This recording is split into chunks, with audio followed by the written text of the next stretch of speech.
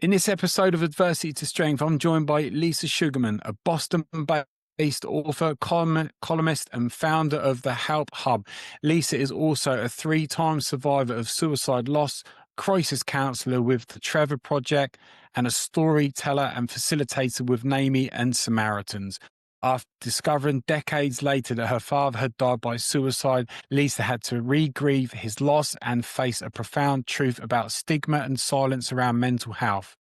Today, she's dedicated her life to changing that by using her voice and her story to help others feel seen, supported, and never alone. Together, we explore what it means to live with grief, how to find meaning after unimaginable loss, and why sharing our stories is one of the most powerful ways to heal for ourselves and for others.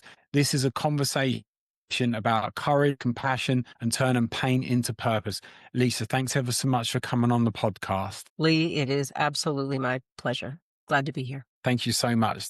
Take me back to the beginning where your journey started with everything. Well, which version do you want? That's the interesting part about my story. So it started officially, I think, when I was about 9 or 10 years old. And then the second restart started when I was 45 years old. So I've got an interesting story that kind of runs parallel with itself. So when I was 9 years old, I had my first experience losing anybody. I lost my cousin. He lived up the street from me. I was 9. He was 18. He was not in a good headspace for most of my life that I can remember. He was always a bit challenged by his mental health. And, in the 1970s, nobody was talking about that out in the room in front of people. It was not a mainstream conversation that was happening. And so, but I knew that there were things that were going on in as much as I could as a little kid. And my cousin died very suddenly, took his life when he was 18.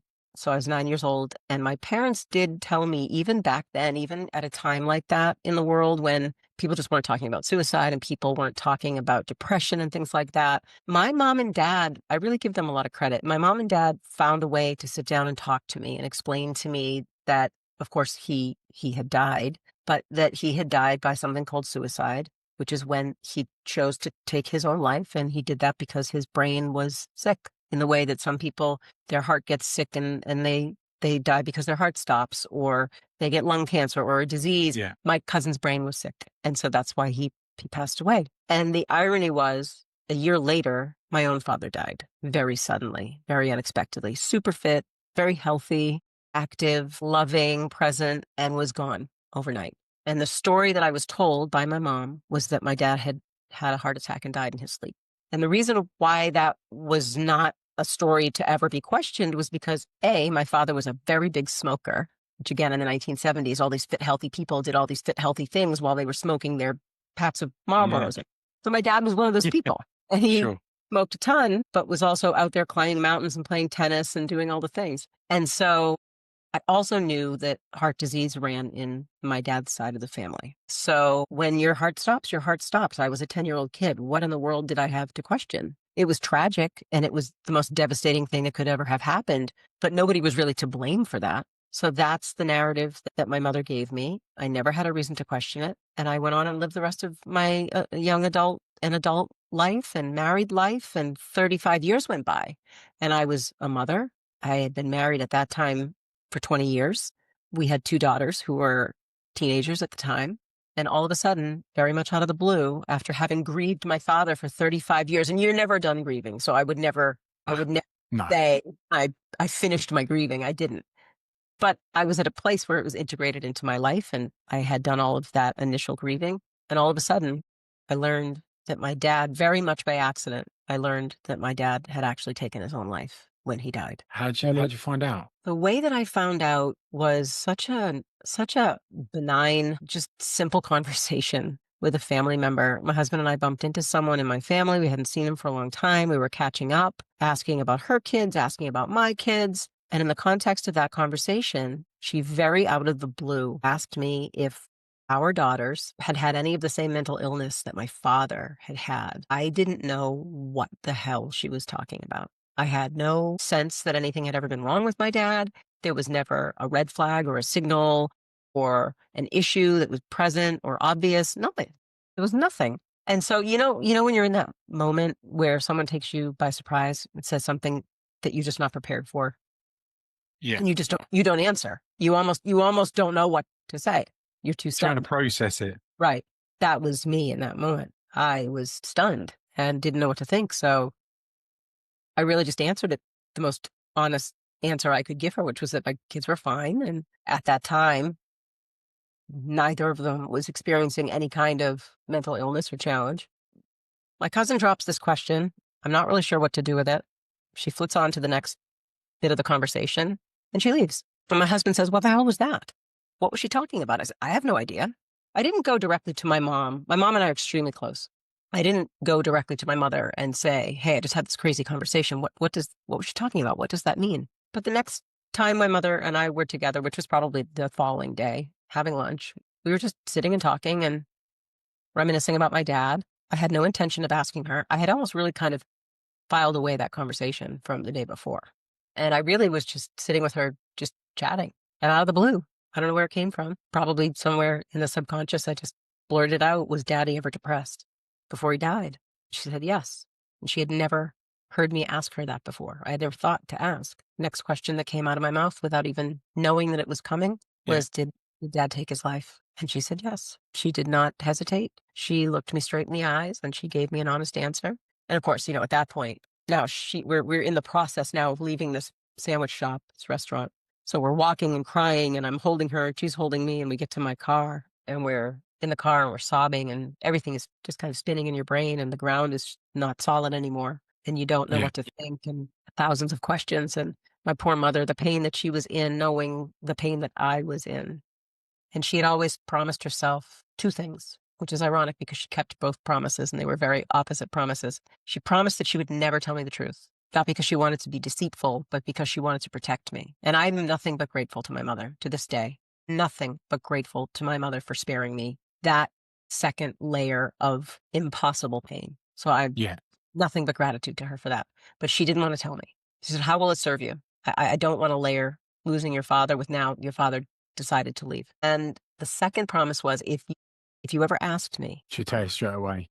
tell you the truth. So ultimately, she kept her promises and she Yeah. told me straight away. And in that moment, it changed everything. I would imagine that for her, it was probably a massive weight lifted by actually telling you, I would It guess. was that, honestly, it was that, but it was also the opposite of that. It was definitely that because keep in mind, my mother not only didn't tell me, my mother didn't tell a soul.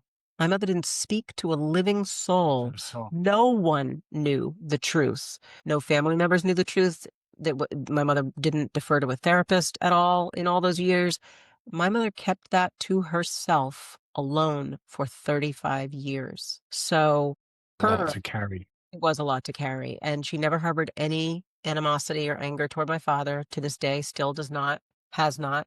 But she didn't have a chance to process it in the way that you do when you talk to somebody about it, even just to get the word Exactly.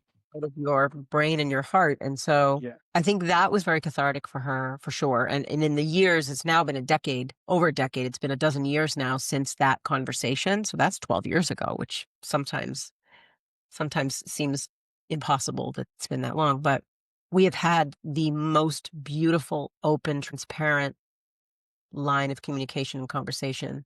It's been one continuous conversation for 12 years where my Yeah. mother has had the chance to talk about those things and grieve those things. How did you feel? I mean, I'm guessing you were kind of like numb to it. You had to process it, but when you'd actually managed to start processing it, how did it? Because you said that. I mean, you're grieving again in a different way. I totally get that. Yeah. Well, I mean, I didn't know what being a survivor of suicide loss was. What did that mean? What did that make me?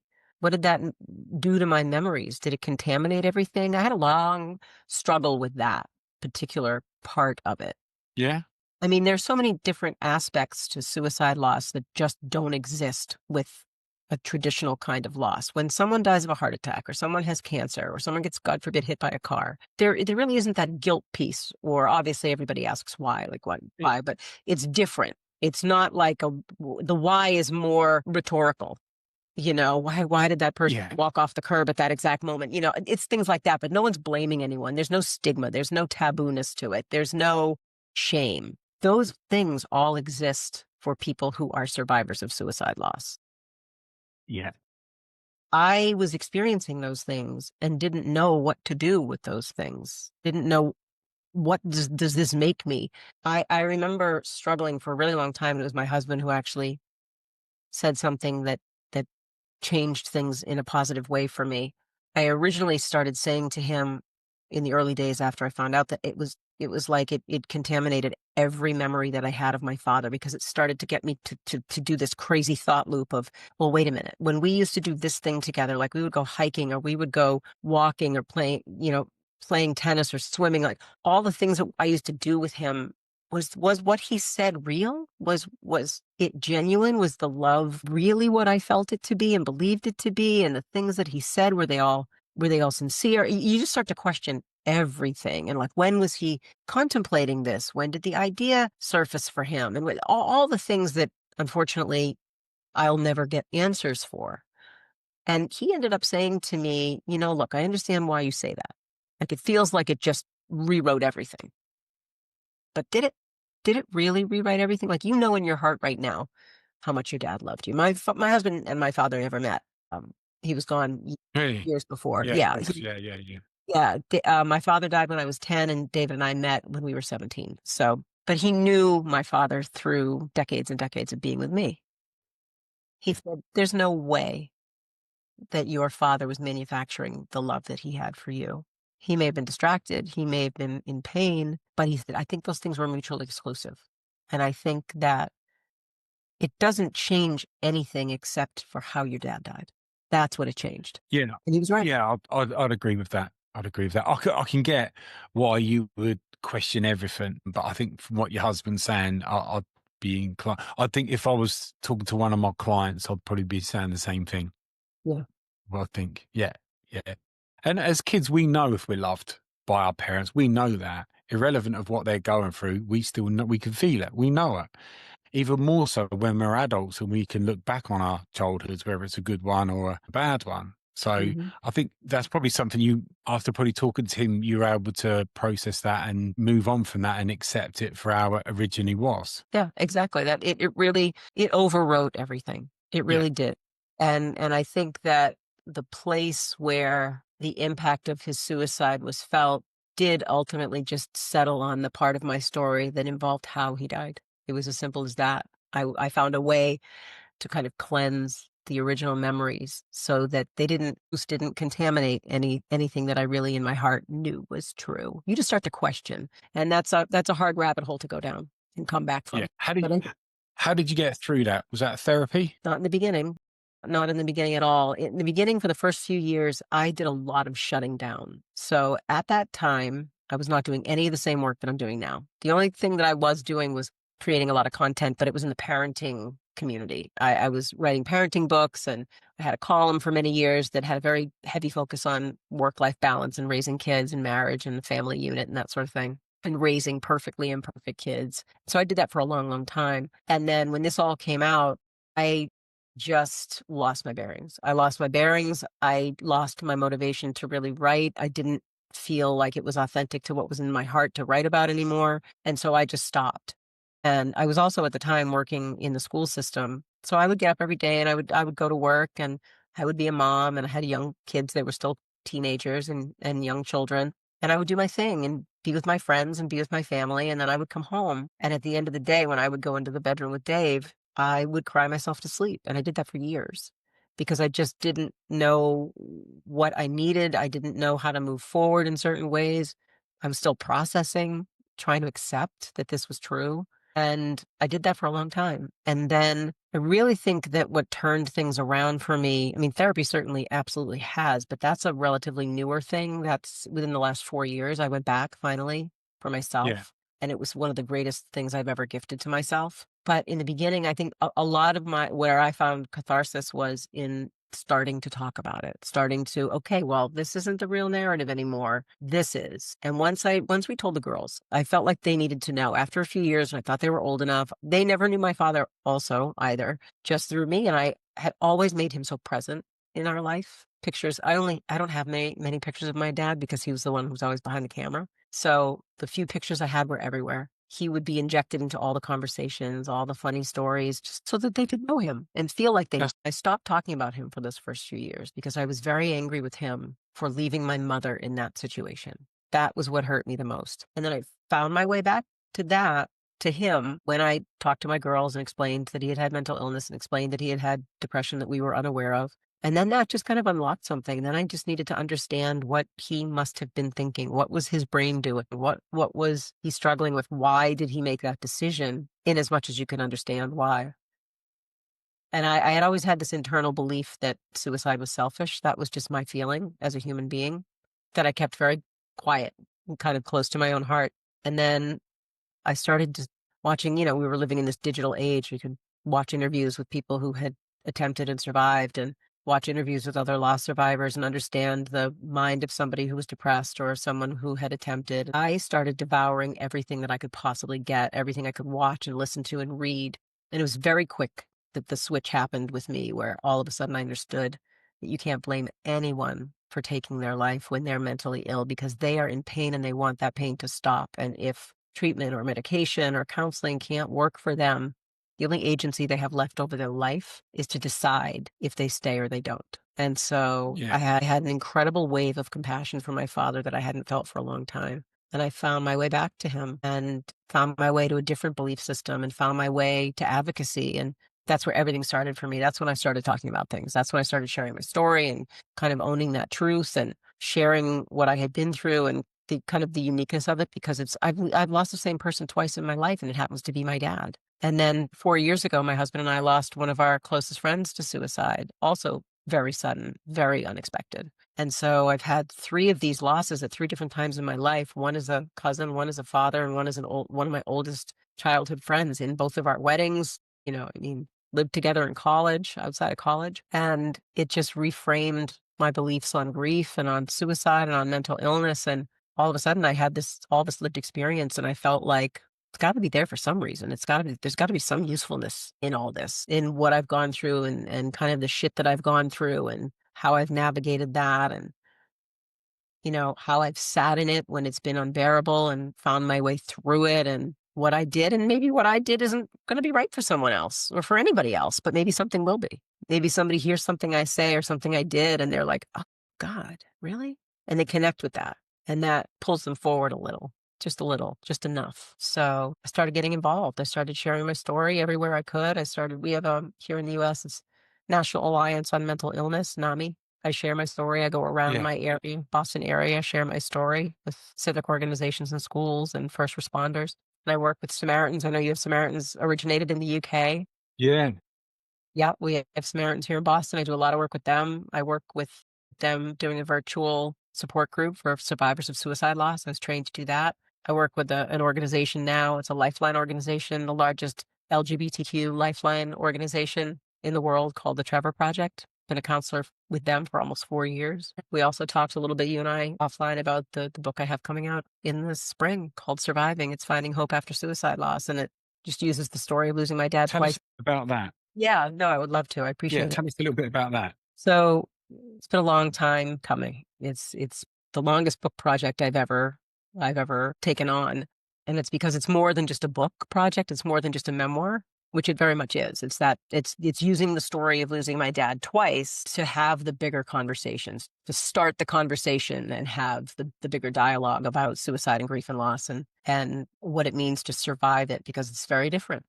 And I also, one of the things I've done in the last year was to start a free platform called the Help Hub. And Yeah, it's designed, yeah, it's designed to connect people who might be struggling, might need tools or support, connect people with the mental health resources, tools, support, content, treatment options that they may need. But the unique part about the Help Hub is that it's not just a mental health resources directory. It's a very specific one. It's a very inclusive one. It's a platform that's designed for anyone in any community to come and find the unique resources that they need. Because if you're someone who's grieving and you're part of the BIPOC community, or you're part of the queer community, or you're part of the Latinx community, or the elderly, or a parent, or you're looking for online mental health services like counseling services online or mindfulness resources, but you're looking for it for your community. There isn't one place where anybody from any community can go to get the support and the content that they need for their unique needs. The Help Hub is that place. So I created a place. I did a ton of work for about a year, vetting resources and kind of categorizing them into 17 different 18 different now categories. And at this point now, it's a place where anyone can go to find it, at least a place to start in terms of resources. And it puts those resources one click away. Because when you're in a bad headspace, when you need help, you don't have the bandwidth, the emotional bandwidth to go ahead and seek out like, oh, let me do my research. And what research? You can barely You're hand. on empty. You are on empty. You're And lucky if you drink a glass of water. exactly. So to have the brain capacity left to start then searching for something, people are not going to do it. It's going to Right. take everything out of them to do it. Exactly. So I created this platform that has already kind of done that work, and it puts those resources a click away. I also have a very extensive toolkit section. If people are feeling like they're dysregulated, they can find breathing exercises, or if they know someone who's struggling, they don't know what to say, the infographic that they can print and share and download that can give you the actual language. Like, what do I say to that person who I think might be suicidal? Well, here's some language to use. It's safe. Yeah. What do I say to someone who's grieving? What do I not say to someone who's grieving? So it's those kinds of universal tips and tools and strategies that are I there. think it's a really good idea because a lot of people, it's for the person that's struggling, which is great. But other times, it's like if they got a partner that's struggling, the partner that's not struggling is like, how do I help my partner? How do I support my kid? Whoever it might Mhm. be, they don't know. They haven't got the tools because why would they have? So if they can learn things from like Right. yourself, that might save that person's life because just by saying the right words or going, look, don't try and fix it for them and tell them it's going to be right. Just sit there in silence and let them talk for as long as they want. Things like that. That's great. Yeah, yeah. So all of these things just kind of coalesced. Like I didn't have a plan. When I found out about my father and I kind of shut down and then kind of emerged from all that, like there was no plan. It was listen to yourself and take inventory of what you need in this moment to do, what you feel like you need to do. And so I felt like I needed to start talking, which I did, and that gave way to what's the thing that I've always done? I write. So I started writing about it. And podcaster in Canada reached out to me in response to something I had, the very first ever thing that I had written publicly about my father taking his life. She reached out and asked if I would be a guest on her podcast. Had never spoken on a podcast about my father before, and I did. And when I did, and I saw the response, and I read the comments and people who found me to say thank you for giving me permission to start talking, or thank you for sharing what helped you because I tried that thing and it helped me too. All those things, I was overwhelmed, and I started sharing more and writing more. And that's when I joined, the Trevor Project and got trained and joined NAMI and Samaritans and have done work with the American Foundation for Suicide Prevention and all of these other organizations. And that was kind of the impetus for all those things together were the reason why I founded the Help Hub. And then circling back to your question about my book, it's part memoir, but I also distill down the whole Help Hub. It's in that book. So that when you're reading this story about me losing my dad to suicide or losing him twice, and you connect, let's say you connect, because that's the point. I want you to be able to connect with maybe some aspect of my story in some way. And then when you do, it's like, well, then what do you do now? Maybe you feel like you need more information, or maybe you feel like you need more resources or tools or guidance. Well, that's there. It's like a field guide in addition to being a memoir. It's also a toolkit. So it's like this 3-part body of work that is designed to really kind of guide you through in some of the more important ways that we survive after that kind of loss. And it's not just relegated to suicide grief. I mean, that's obviously the big overarching theme of the book, but it talks about generalized grief. It talks about, it's got resources in there for so many different things, mental health resources and mindfulness resources and other types of crisis support platforms and hotlines, and it's got as much information as I could possibly put into that book. What I say to like, and even if it's something that's not even related to that, I always say the same thing: get as much help and support from as many different areas as you can. Yeah, don't try and do it on your own. Don't try and just do the one thing as much as you possibly can. because that makes such a big difference there as well. So I think the more support you get, the better it is there as well. And for me, you coming on the podcast, I think it's just brilliant because, like I said before we started, the whole point of my podcast is I spoke to my clients. I said, look, what would you want from a mental health podcast? And they said they want to hear people's stories that they can relate to. And you know from experience, there are so many people that would have contacted you to say they can relate to your story. So Mhm. many people there as well. And even when it's a traumatic experience, there's a lot of comfort that that person listening on the podcast or hears your story can relate to, because even though they know it's not, they still think it's just me. So when they hear somebody almost saying a very similar story, it really makes a big difference to them. It does, because it gives you that reality check that you're not just dealing with it alone. There are other people there, and it also gives you permission to then express yourself, to share whatever it is you might be going through too, and says, okay, well, this is a safe environment.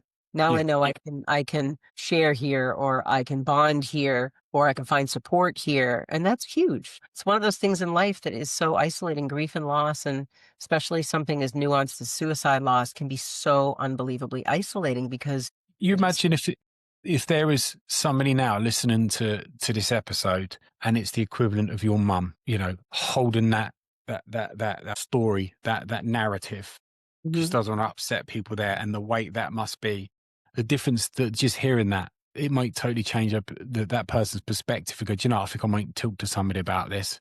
And like you said with your mum, it was like a weight lifted. It was like relief, you know, because as you know, better than anyone, so many people will carry around that guilt when they've lost somebody, blaming Yeah. themselves. Because if we can't find anyone to blame, we're going to blame ourselves. I should have done this. I could have done that. Why didn't I notice these things? Even if it's not, you know, after people, you know, thinking of taking their life, they appear to be really happy. They've made their mind up. The pressure's off. So it's all good. And then you blame yourself for not noticing. Well, were they normal? Yeah, they're absolutely fine.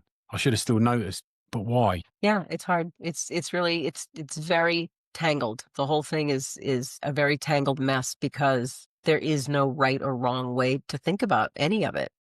I mean, it's so easy to point the finger at yourself. It's so easy to say, "Oh my God, I dropped the ball. I took my eye off for a minute. I wasn't paying attention." And, you know, the signals can be so extreme. It can be someone not showing up, not answering calls, giving away their possessions, or it can be someone being so unbelievably uncharacteristically joyful. It's just, it's really hard. It really is. You can only do the best you can do. And then the one thing I think it's worth saying, Lee, is that, and you touched on it a minute ago, it isn't our responsibility, whether it's a parent and child, whether it's a partner, whether it's a friend, colleague, it's not your responsibility to save the person who No. isn't Yeah. okay. You want to, we all want to do that. That's different. That's, everybody feels that sense of connection and that obligation, that heart, that bond that wants you to step in and do something. But the reality is, it's not up to you. It's not even up to their therapist. They have got to also be part of the healing process. They have to be part of the solution. And if they're not going to be part of the solution, that Yeah. is kind of beyond someone's control. Yeah. I say this on a regular basis to clients. They've got problems with their partner's struggling, and they want to fix their partner or whatever. And I'm like, you can't fix anybody. Only they can do it. I'm a therapist. I can't fix people as much as I'd love to. And it does. And it's probably the first lesson I really learned when I started studying at university to become a therapist. It's not your problem. And it took me a while to get my head around it. And then the most loveliest facilitator guy explained to me why it's not your problem. And I was like, oh, that makes sense there as well. And that's what I often explain to clients, that it's not your problem. And that they've never looked at it in that way. They put so much pressure on themselves, and they give themselves a hard time that they're putting all this effort in, and the person's still struggling. They need to do it themselves. You can help them, you can support them, be there for them, but they have to put the work in themselves. That's what Mm, there is to it. right. That's just one of the other pieces of all of this that makes it so complex. It's because human nature is, I've gotta rush Yeah. in, and I've gotta have the answers, and I've gotta have it all figured out, and I've gotta be able to help my person, but reality is very different from that. We are not the ones responsible for fixing it. Yeah, no, I totally agree. How do you feel now, several years down the line, from where you were, from finding out the true story about your father and having to go through all of that to where you are now, sat talking to people on a podcast worldwide, supporting people, all of the things that you're doing. What do you think when you look back over that? I think so many different things. It's hard. I had this conversation recently with someone close to me where I said there isn't a day that goes by, and this is the best way for me to explain it. There isn't a day that goes by that I don't wish that my father was here. I would Of course. trade everything up to this Yeah. point to have my father sitting in this room with me right now. That's not the reality. And so I live with that, and I understand that what I do now and what I've been doing all these most recent years is for the benefit of those who come after me, who deal with parts of what I have dealt with, or a lot of what I've dealt with. It's in memory of my father. It's in honor of my father. It's also something that I do with my father. I am one of those people who has learned that just because you lose someone you love does not mean the relationship with them stops. I don't believe that my relationship with my father has ever stopped. In fact, I feel closer with my father now than I ever have felt with him. And he was my person. He was my person in the world. And it's so interesting because you can see over my shoulder is the only photograph that I have that is just of the two of us. Because I said earlier, he's always the one behind the camera. He was always the Yeah. one. So I only have a handful of regular pictures, only one or two of my mom and dad and me, but that's the only one. And that sits there. And it's the first thing I see every morning when I come in and I sit down. And every single day I have this private little conversation that I have with that photograph about, you know, we're in this together, we're doing this together. And I have had the strongest sensation finishing this book and working on this project that we have absolutely been doing it together. That the inspiration or direction or the clarification that I've needed throughout this process, because I've kind of switched gears a bunch of times. It's been hard to know, like, at what point do I start the story? What angles do I shoot? There are so many different moving parts and pieces that there were times where I definitely changed gears. And I feel like every single time he was kind of there in some strange way to guide me to the place I needed to go with it. And I feel very grateful. To answer your question, I feel very, very grateful to be able to do what it is that I do, whether it's being on a lifeline for a shift or it's you're recording a podcast that shares something of mine that I find out later helped someone else, or it's a grief group I moderate and someone shares for the first time and they tell us how grateful they were to be able to do that. I mean, it's all these different things. I'm grateful for every single one of them. And it's shown me that this is just where I'm supposed to be. This is what I'm supposed to be doing. It feels like you're just getting started with all of this. Oh, yeah. That's what it feels like. Without a doubt. Oh yeah. There are so many things that I want to continue to do, so many ways that I want to evolve and grow the Help Hub that I hope to be able to do that. I've developed some incredible, incredible partnerships. Just in the last year, the number of partners, other big, well-established healthcare, mental health related organizations and platforms who have partnered with me because they love the energy and the essence of the Help Hub and what it stands for. And just partnered with a big company here in the US called recovery.com to give people options for treatment, which is something that the Help Hub never did. The Help Hub is what kind of connects people with the resources that they need when they're struggling. But then, okay, once you've got the resources, then how do you get treatment if you're getting treated for mental illness or substance abuse or sexual abuse? They're the ones who are helping me take it to the next level and help a whole cohort of people who I wasn't previously helping. So all these incredible, yeah. And I just, I've got my little, 3 or 5 year plan, things that I'd love to be able to do to continue to grow it. And the podcast, The Survivors, is doing extraordinarily well. And I just took on a new co-host and we're taking it in so many different directions now. We're talking about different kinds of abuse and talking about surviving in so many other contexts. And I can't wait to grow that. And so, and obviously this book is coming out in April and it will be, a whole book tour event and, get to share that with the world as well. Hopefully help that make an impact. So there's a lot of good stuff coming. Definitely. It sounds great. I've just listened to you. It's just been phenomenal. I loved every second talking to you. Without Yes. doubt, you saved people's lives, 100%. I really hope so. There's no doubt about that. That's There's the none goal. whatsoever. A lot of the time you probably wouldn't even know it. It could be somebody's just listened to your podcast and heard your story, Yeah. and that's enough. Who knows what difference it's made there? So I think it's amazing what you're doing. All of your links will be in the description there. Lisa, it's just been absolutely amazing listening to your story. Thank you so much for coming on the podcast. It's been amazing. Thank you. It's been my pleasure. I can't thank you enough. Thank you so much.